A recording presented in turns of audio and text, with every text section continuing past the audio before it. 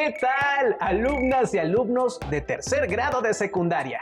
Les damos una cordial bienvenida a la programación de Aprende en Casa, una propuesta diferente para que mantengan el ritmo de su aprendizaje. Estas sesiones les serán de beneficio en su crecimiento personal y académico cuando regresen a clases una vez que superemos exitosamente esta contingencia. En esta ocasión, trataremos un tema de la asignatura Español tercer grado. Nos referimos a los mapas conceptuales, con la finalidad de que aprendan a establecer relaciones entre conceptos. Antes de iniciar, se les invita a conseguir papel y lápiz para anotar las ideas principales y las preguntas que les surjan. Con estos apuntes, integrarán su carpeta de experiencias cuando termine cada emisión. De esta manera, podrán presentarla en la escuela a sus docentes, compañeras y compañeros el día que regresen a las aulas. ¡Pues comencemos! A lo largo de la secundaria han aprendido diversas estrategias de lectura que les facilitan el estudio. Por ejemplo, han hecho resúmenes, fichas temáticas y monografías. Ahora toca el turno de un tipo de texto que resulta útil para interpretar, analizar y valorar otro texto leído: el mapa conceptual, que es un diagrama que nos ayuda a jerarquizar la información para comprenderla mejor. Acompáñenos a ver el siguiente video titulado ¿Cómo crear conocimiento?, para identificar los tipos de conocimiento y el método científico. Tengan a la mano su lápiz y papel para tomar nota de los conceptos y ejemplos que se presentan, ya que más tarde elaborarán un mapa conceptual con el contenido de este video. Pongan mucha atención. Estrategias para pensar, un curso para razonar mejor y tomar decisiones creativas en equipo. Capítulo 2. ¿Cómo crear conocimiento? Todos sabemos que la ciencia es muy importante, pero ¿qué la hace tan especial? Cuando pienso en ciencia, pienso en una enorme biblioteca donde se van juntando todos los conocimientos que ha ido acumulando la humanidad. La imagen de la biblioteca es muy bonita, pero muy rígida, ¿no crees? ¿Qué pasa si un libro no cabe en los estantes? Antes de hablar de la ciencia en especial, déjenme preguntarles algo.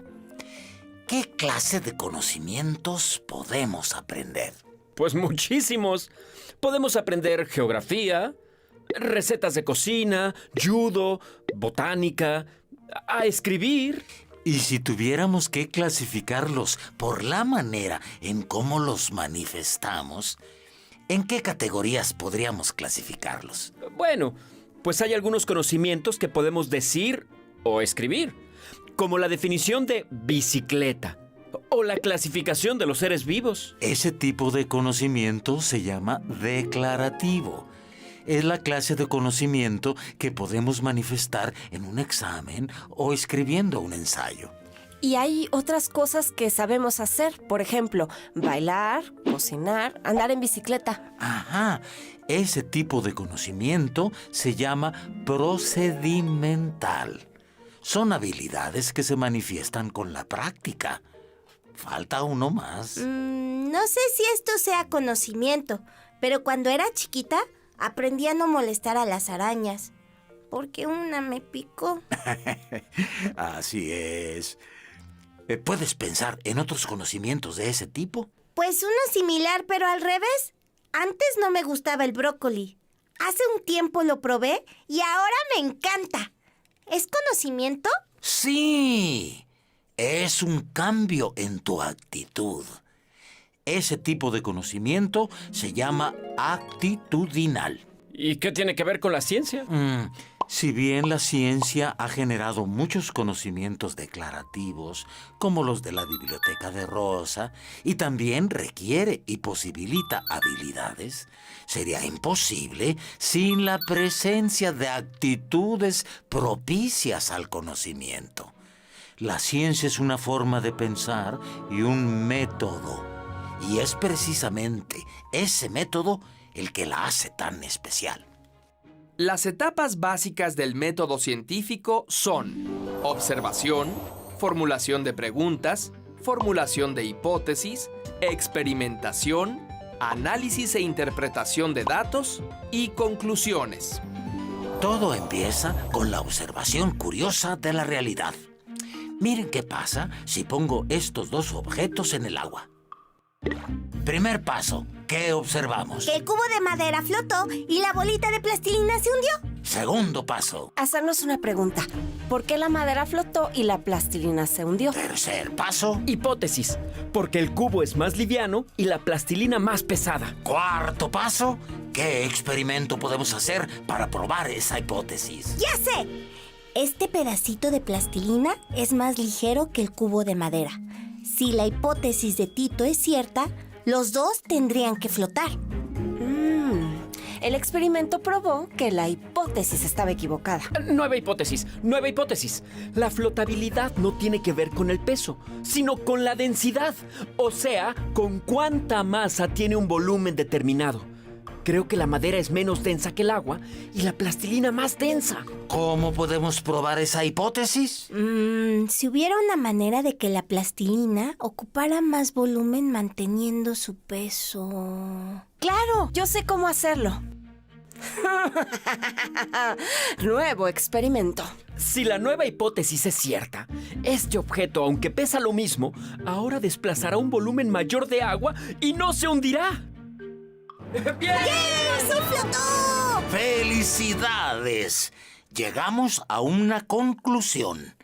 El empuje que experimenta un cuerpo hacia arriba depende del volumen del líquido que desaloja. Acaban de descubrir el principio de Arquímedes. Si tan solo a Arquímedes no se les hubiera adelantado unos cuantos miles de años. Solo faltaría hacer mediciones y cálculos para expresarlo de manera matemática. Pero no se preocupen, Galileo también se les adelantó ya. Durante mucho tiempo, mucha gente ha basado sus conocimientos en creencias. Por ejemplo, la creencia de que nada más pesado que el agua podría flotar en ella.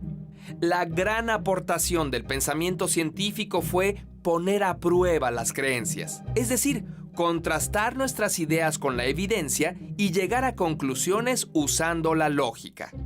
Evidencia y lógica son las dos claves del pensamiento científico.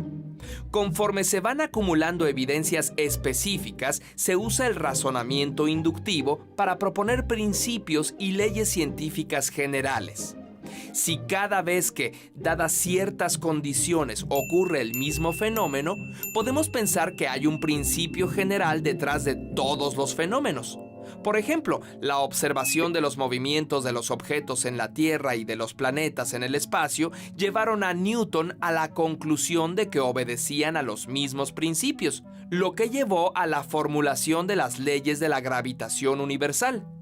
Muchas veces es posible articular los principios y las leyes en explicaciones completas de fenómenos. Estas explicaciones se llaman teorías y también están basadas en evidencias y en lógica. En una teoría científica, todos los principios y las observaciones encajan. Un ejemplo de teoría científica es la teoría de la deriva continental, que explica cómo los continentes no están fijos, sino que se han movido y se seguirán moviendo lentamente, lo que explica muchos fenómenos, como la presencia de fósiles similares en lugares muy lejanos o la formación de cordilleras. Otro ejemplo es la teoría de la gravitación universal, o la teoría de la evolución, que sirve como marco explicativo para muchos fenómenos biológicos. Ahora bien, el razonamiento inductivo no es perfecto. Aunque todos los patos que hayas visto sean blancos, eso no significa que no existan patos de otro color. De la misma manera, puede ser que surjan anomalías dentro de una teoría, evidencias de que las leyes generales pueden no aplicarse en todos los casos. La teoría de la deriva continental planteaba que el movimiento provenía de alguna fuerza externa, como las mareas. Observaciones posteriores demostraron que la fuerza provenía del interior de la Tierra y que el movimiento no solo era de los continentes, sino de las plataformas completas donde estos se asentaban. Ahora tenemos la teoría de la tectónica de placas, que tiene mayor poder explicativo que la anterior. De la misma manera, Einstein mostró que había escenarios donde las leyes de Newton no aplicarían como estaba previsto. Por ejemplo, en los casos donde el movimiento se aproximara a la velocidad de la luz. Las buenas teorías, además de dar explicaciones, son capaces de hacer predicciones. Einstein predijo que, debido a que la gravedad es la curvatura del espacio-tiempo provocada por la masa, una estrella se vería en un lugar diferente si su luz pasaba cerca del Sol. Durante un eclipse de 1919, la evidencia le dio la razón.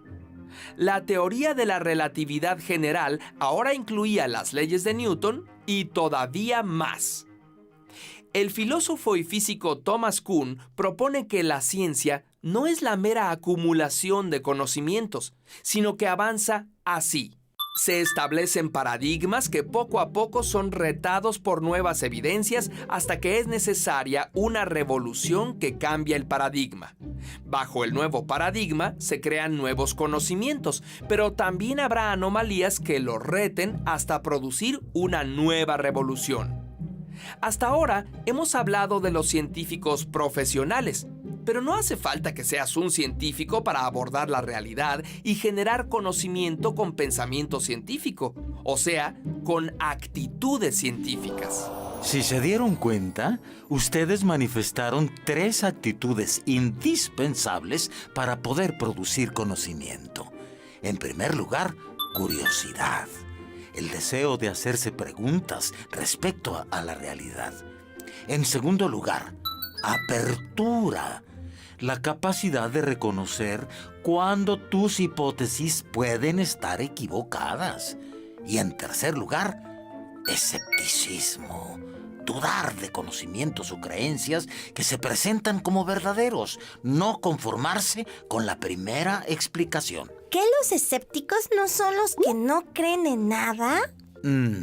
Escéptico viene del griego skeptomai, que significa buscar, seguir mirando. El verdadero escéptico no es el que no cree en nada, sino el que siempre busca encontrar lo verdadero. ¿Y cómo distinguir lo que es verdadero? Eso lo veremos en el próximo capítulo. Como acabamos de observar, este texto visual da información sobre diversos principios de la ciencia, entre ellos los tipos de conocimiento: declarativo, procedimental y actitudinal, así como los pasos del método científico, ejemplos de teorías científicas y principios de la actitud científica. Pero, ¿qué pasa si quieren organizar toda esta información para analizarla y poder ver las conexiones que tiene? Una opción, como mencionamos al inicio, son los mapas conceptuales. A diferencia del resumen donde hay que leer todo el texto, la forma gráfica del mapa conceptual nos ayuda a ver la información más rápido. Si quieren conocer más sobre los mapas conceptuales o mapas de ideas y cómo nos sirven para organizar los textos que leemos en otras asignaturas, los invitamos a ver el siguiente video.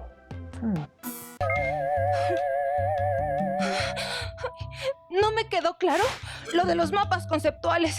Y todo por distraída. ¡Sufro!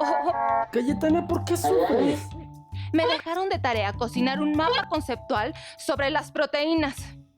Pero no tengo idea de cómo hacerlo. No te preocupes. Tengo a un experto que nos puede ayudar a elaborar esta receta. Bienvenidos a su programa Cocina de Autor. Hoy, en el segmento Esta palabra ya se coció, vamos a pedirle a Pepe Papas que nos explique qué es un mapa conceptual y cómo se cocina. No es un platillo difícil. Un mapa conceptual es un tipo de diagrama que representa esquemáticamente ideas y conceptos relacionados entre sí. Esta información organiza el conocimiento de manera jerárquica. Pepe, ¿y para qué sirve cocinar un mapa conceptual? Puede servir para identificar los conceptos o ideas más importantes, así como las ideas secundarias. Valorar los conocimientos previos que tenemos de un tema. Evaluar nuestros aprendizajes adquiridos. Utilizarlo como estrategia de aprendizaje. Muy bien. ¿Estamos listos para empezar? ¿Cuáles son los ingredientes? Sí, déjame decir a mí los ingredientes de los mapas conceptuales. ¿Sí?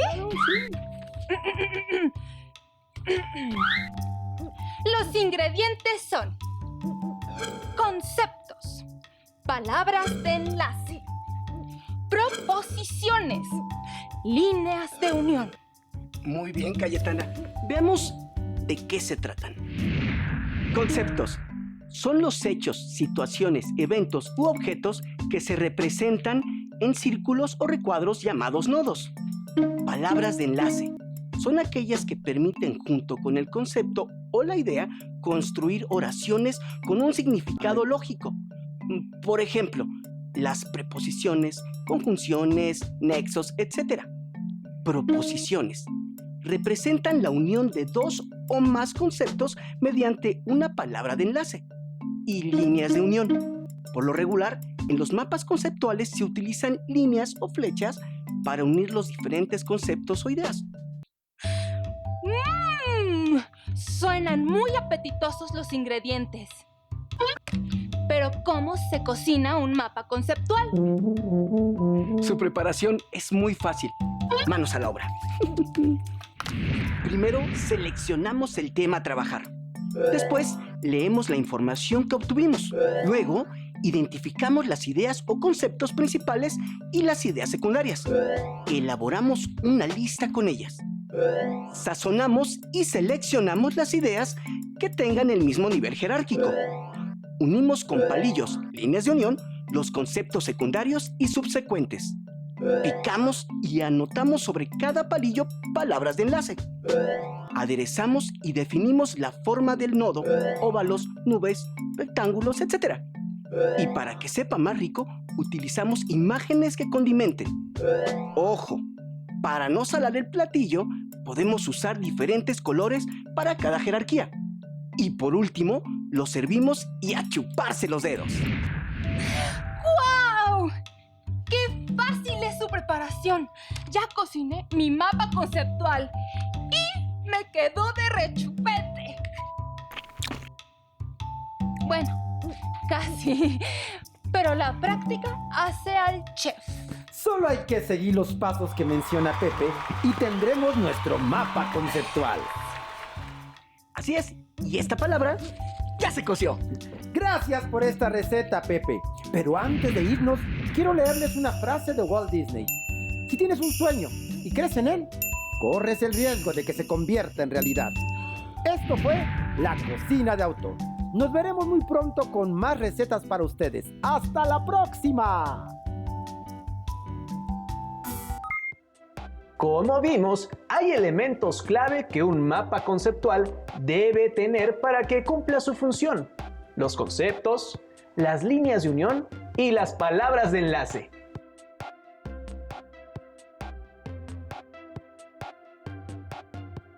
Una vez que tenemos claro lo anterior, los invitamos a realizar un mapa conceptual sobre el contenido del primer video que vimos.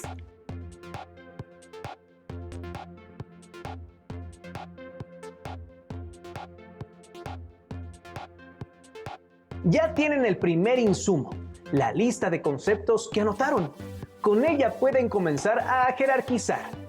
Sigan las recomendaciones que se dieron en el anterior video, como usar distintos colores para clasificar los diferentes niveles de jerarquía de la información.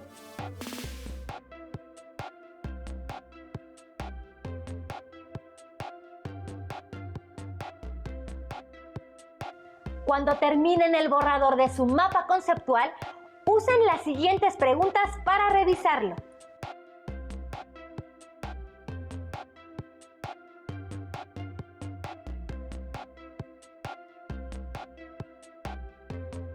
¿La información está jerarquizada adecuadamente o es necesario mover algo de lugar?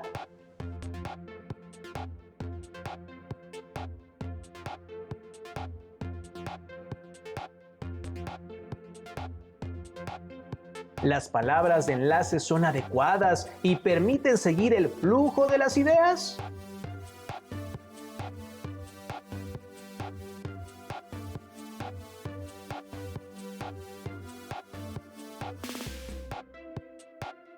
¿Están los ejemplos correctamente vinculados con los nodos del mapa conceptual?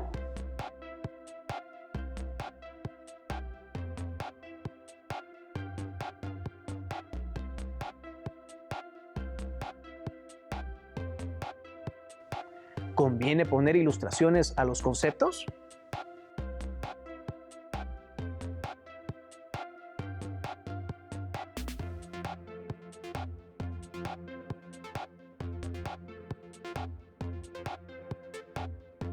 ¿El mapa conceptual está bien distribuido para que sea legible?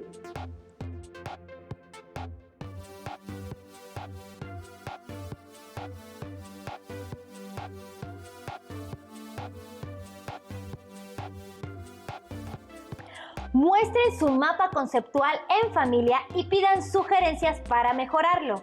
Una vez que hayan realizado los ajustes, guárdelo en su carpeta de experiencias y compártalo con su docente y compañeras y compañeros cuando vuelvan a clases.